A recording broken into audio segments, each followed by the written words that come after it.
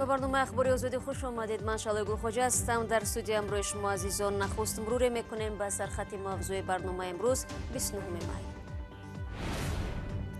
امروز یک هواپیمای چارتری از مسکو به دوشنبه باز 200 مهاجر اخراج شده تاجیک را برگرداند.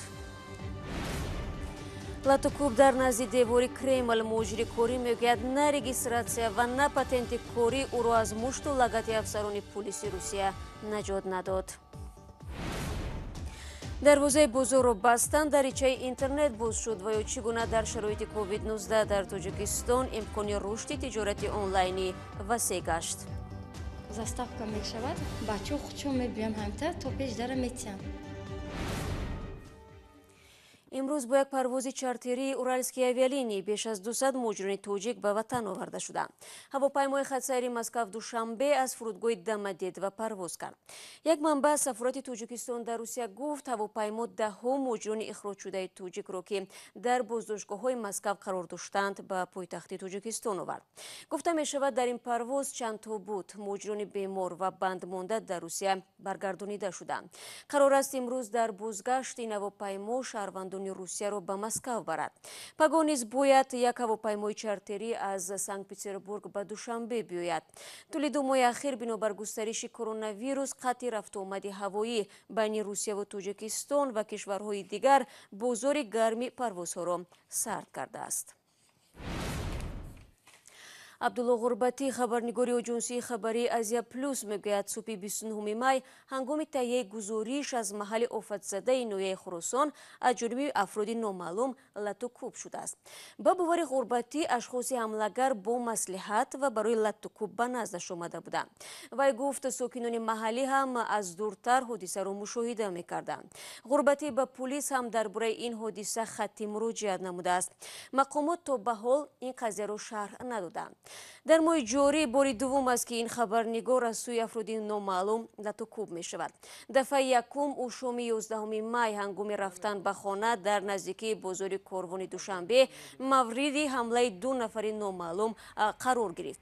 وی معتقد است که حمله به کار خبرنگاریش ربط دارد.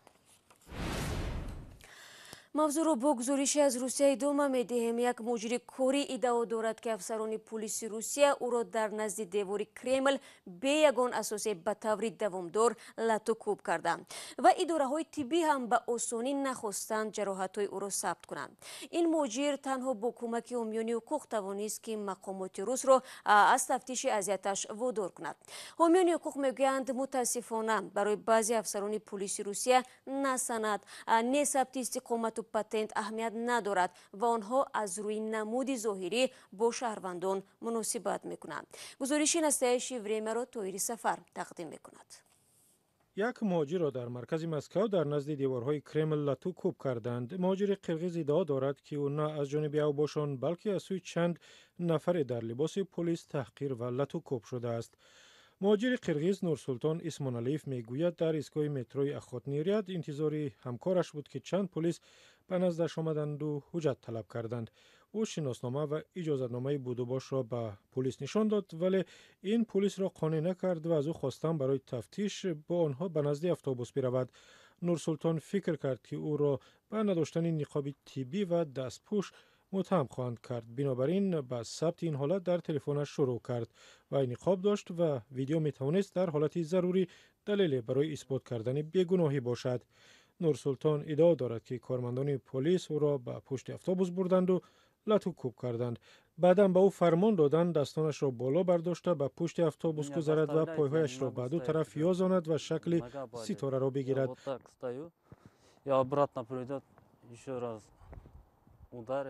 مرا مجبور می کردند، پایهایم درد می کرد، دیگر ایستادن نمی توانستم ولی باز آمده می زدند. وقتی این همه به آخر رسید و مهاجر از چنگ پلیس رها شد، او به بیمارخانه مراجعت کرد و به دکتران نقل کرد که در کجا آسیب دیده است. با وجود 2 ساعت انتظاری پزشکان به او خلاصه طبی ندادند. روز دیگر نورسلطان به سازمان تانک جهانی که به مهاجران کمک میرساند زنگ زد. با توجه به وضع مهاجر ولنتینا چوپیک حامی حقوق مهاجران به نزد او آمد و به او در نوشتن عریضه به کمیته تفتیشاتی روسیه کمک کرد. چوپیک همچنین سفارت قرقیزستان را هم از این قضیه آگاه کرده است. ба ман дар як моҳ тақрибан 5-6 муҳоҷире шикоят мекунанд ки аз тарафи пулис зӯроварӣ ва латукӯб шуданд. яъне на танҳо одамон рӯзҳо беобу хӯроку ҳоҷатбарорӣ нигоҳ дошта мешаванд, балки онҳо латукӯб ва таҳқир ҳам мекарданд. дар ниҳоят нурсултонро барои ташхис ба нуқтаи тиббии ноҳияи Сокольникӣ бурданд. Ташхис муайян кард ки ӯ аз сар ва пой ҷароҳат бардоштааст. пизишкони нуқтаи тиббӣ ёрии таъҷилиро даъват карда нурсултонро дар бемористон бистарӣ карданд. нурсултон ба бахши настаиши время як рақамеро дод ки гӯё тавассути он муфаттиш ба ӯ занг зада буд. ӯ ба муҳоҷир худро маърифӣ накардааст ва хабарнигорон ҳам натавонистанд бо ӯ тамос бигиранд. сухангӯи риёсати корҳои дохилии шаҳри Москав ҳам аз додани шарҳ дар робита ба ин қазия худдорӣ кард. кумитаи тафтишотӣ муваззаф аст дар муддати 3 рӯз аризаи шикоятиро қабул кунад ва ё дар бораи оғоз ё рад кардани парвандаи ҷиноятӣ қарор қабул намояд. шумо барномаи хабари радиои Озодиро тамошо доред. тибқи қарори шаҳрдорӣ ҳафтаи ҷорӣ муҳлати баста будани бозорҳои либосфурӯшӣ дар душанбе ба поён мерасад. то ҳанӯз маълум нест ки таътил дар кори бозорҳо 31 май анҷом меёбад ва ё боз дароз карда хоҳад шуд. дар рӯзҳои баъд аз эълони вуҷуди бемории COVID-19 дар Тоҷикистон ва баста шудани куллияи бозорҳои либос дар шабакаҳои иҷтимоии интернетӣ, пешниҳоди молу маҳсулот ба таври бесобиқа афзоиш ёфтааст. бархе аз соҳибкорони тоҷик ҳам мегӯянд тиҷорати худро аз тариқи интернет ба роҳ мондаанд. бароди Юсуфӣ мавзӯъро пайгирӣ кард. мавзуна Сайфуллоева, сокини 34 солаи шаҳри Душанбе, чанд ҳафтаи ахир ба бозори сару либос нарафтааст. ҳоло ки дар кишвар пандемияи коронавирус дар ҳоли хуруҷ аст, ӯ дар хона нишаста ва бо кӯмаки интернет харидашро анҷом медиҳад. маҷбур ҳастем либоси гудакона барои ягон ҷо мисол вай канал либос надорам, либос заказ мекунем.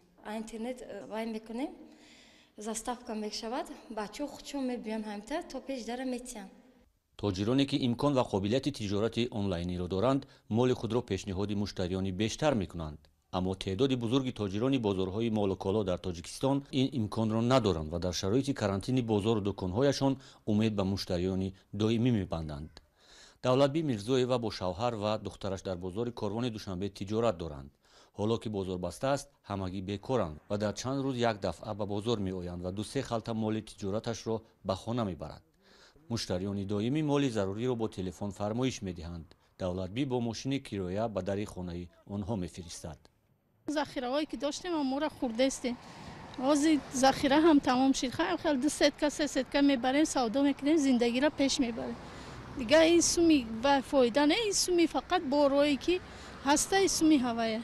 дар бозори Корвони Душанбе тоҷирон иҷозат доранд ки дар чанд рӯз як дафъа дӯконашонро дар ҳузури посбонҳо кушода қисмате аз молу колои худро ба хонаашон бубаранд. тоҷирон аз манотиқи кишвар низ ба тоҷирони умдафурӯшӣ молу коло фармоиш медиҳанд то барои рӯзгузаронӣ ҳадди ақал тиҷорати фосилавӣ дошта бошанд. ҳозир одамое ҳастанд ки клиентҳо ҳастанд, карантинаи маҳкам карантин маҳкама занг мезананд, 5-6 нафар мешаванд, мақсад мегӯянд ки мо ҳамин хеле киртаву мақсад бурук мегирем, аз вақте ки карантин маҳкам хонада мо мебарем, мақсад застав дорем метем мақсад. аммо ба фарқ аз тоҷирони бозорҳо, ширкатҳо тиҷорати онлайниро тақвият доданд ва шумораашон ҳам дар ҳоли афзоиш аст. алифбонк хадамоти мағозаи онлайнӣ дорад ва барои фурӯши молу маҳсулоти ҳудуди 500 мағоза дар Душанбеву Хуҷанд шароит фароҳам овардааст.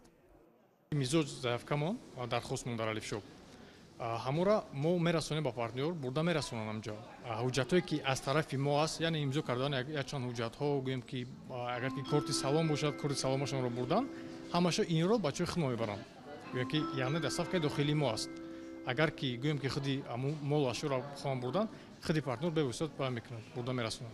муштариён аз тариқи корти саломи Алифбонк то 10,000 сомонӣ қарзи бефоиз мегиранд ва аз мағозаҳои ҳамкори ин бонк ба таври онлайн метавонанд молу маҳсулот харидорӣ кунанд.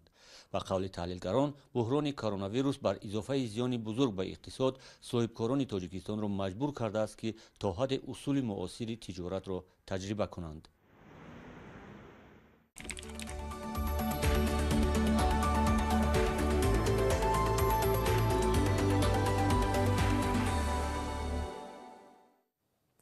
пайдоиши коронавируси нав на танҳо ба дари бозорҳои душанбе қулф зад, балки боғи наврӯзгоҳи хуҷандро камодам намуд. сокинони шаҳр ин шабу рӯз назар ба сайру гашт дар ҳавои тозаи боғ нишастан дар хонаро авлотар медонанд. Каймарсиято бо идомаи мавзӯъ. از این دروازه روزانه ده‌ها نفر وارد می‌شدند. حالا نوروزگاه یکی از دو چهارباغ بزرگ و جای سیر و فراغت مردم در شهر خوجند خالی است. بیماری کووید 19 ساکنان مرکزی ولایت سوغد را در خانه ها جای کرد. کم کم بگاهی بچه‌ها می‌بینم. البته نوک می‌گیرید کلان سالا. برای دویدن راز می‌کردن. عادت کردی واقعا ده. یکون کس سال نبیتون کتیش نه. خودشون نامودن. اشتباه اون روزگارشون نه. بایلوی پشتی نامودن. گلگشت و میزهای پارک خالی است. کلی چمچقره را نیز با آب پر نکردند و زورق‌ها همانا منتظر سیر کنندگان ایستادند. چیل کس کار می‌کنه خودش؟ چیل کس کار می‌کنه؟ باز هیچ کی نیست. نیست. اخران نه خلاص تمام. دوست اینجا محکم. عادتاً موسم سیر و گشت و فراغت ساکنان و مهمانان در نوروزگاه خوجند از فصل بهار سر کرده تا تیر ماه ادامه می‌کند. پاسبانانش میگویند امید دارند که ویروس نو دامن تاجیکستان را هرچه زود رها کند و زندگی دوباره به مجرای پیشینه خود برگردد و آنها نیز ساکنان را با چهره گرم در نزد در چهارباغ پیشواز بگیرند. дирӯз як баҳс миёни ҳомиёни ҳуқуқи ҳайвонот ва маъмурияти боғи ҷонварони душанбе ки баъди нашри як аксияи ҳайвони фавтида дар шабакаҳои иҷтимоӣ шуда буд ба таври осоишта хотима ёфт. ҳомиёни ҳуқуқ ҳамоно шикоят доранд ки дар ин боғ ҳайвонот дар ҳоли вахим қарор доранд. шалои абдулло аз натиҷаи ин мулоқот ҷузъиёт дорад. акси ҷонвари фавтида ва селофанпӯш дар боғи ҳайвоноти душанбе бо зернависи он ки аз пандемия на танҳо одамон мефавтанд шабакаҳои иҷтимоиро такон дод. سازمان زیست محیطی نیچر پروتکشن با نشر این عکس خواستار توجه جدی به وضع جانوران شد، اما مسئولان باغ گفتند یگان جانور در این اواخر نفهمیده این عکس گوساله مرده بود برای غذای حیوانات. نمایندگان نیچر پروتکشن تخمین زدند که حیوانی فهمیده لام است. در یکی از ریدهایمان جسد جانوری را دیدیم که روی زمین سلوفان پیچ است. آن را عکس گرفتیم. یگانه خطایی که کردیم این بود که روی آن را پوره نکشودیم. اما از یک طرف پوره کشودن آن امکان نداشت، زیرا آن در قسمت خواجگیداری بود و ما تخمین کردیم که آن یکی از جانوران باغ است. مسئولین باغ میگویند هر سه لامه‌ای که باغ جانوران دارد زنده اند. اوضاعی که مردم میکنه یا همین چی بود؟ محصولات گوشته که آورده بودند مثالی که مردم محل میاره که گوشت پوشت میاره همو بیرون ده برای تقسیمات مونده بودن. جسد سلوفانپوش را دیدن ناممکن بود، زیرا به گفته مسئولان باغ آن را الکای جانوران خوردند. متاسفانه دیدن جسدها و فوت جانوران در این باغ خبری نو نیست. یکی از سبب فوت آنها پیریشان نیز هست. اینجا جانوران زیادی کلانسال نگاه داشته می شوند. سبب دیگر باشد حالت بدی روانی آنهاست. جانوران در جایهای بسیار خرد نگاه داشته می شوند که این جای برای چنین جانوران به مثل خرس و حیوانات وحشی خیلی تنگ است. такие большие животные, как медведик, например, или дикие животные. در گذشته خبرها از مرگ جانوران بارها رسانده شده است. مرگ گوزن و شترمرغ در ماه اکتبر سال گذشته بحث و تنقیدهای را به میان گذاشت که به دنبال آن برکناری رئیس آن وقته باغ محمد علی شریف صورت گرفت. در پی مرگ و میر جانوران کاربران شبکه‌های اجتماعی و دوستداران و حامیان حیوانات وضع نگهداری جانوران را در این باغ حزن‌انگیز تصویر کرده از مقامات پیوسته طلب میکنند که وضع را اصلاح کنند.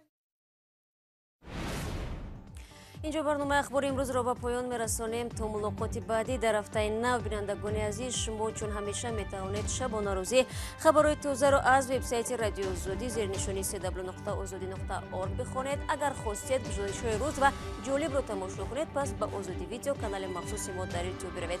برایتان در دو روز آینده بینندگان بین‌نهایت عزیز استراحت خوب و پیش از همه سلامتی میخواهم. تا برنامه نوبتی خود را احتیاط کنید.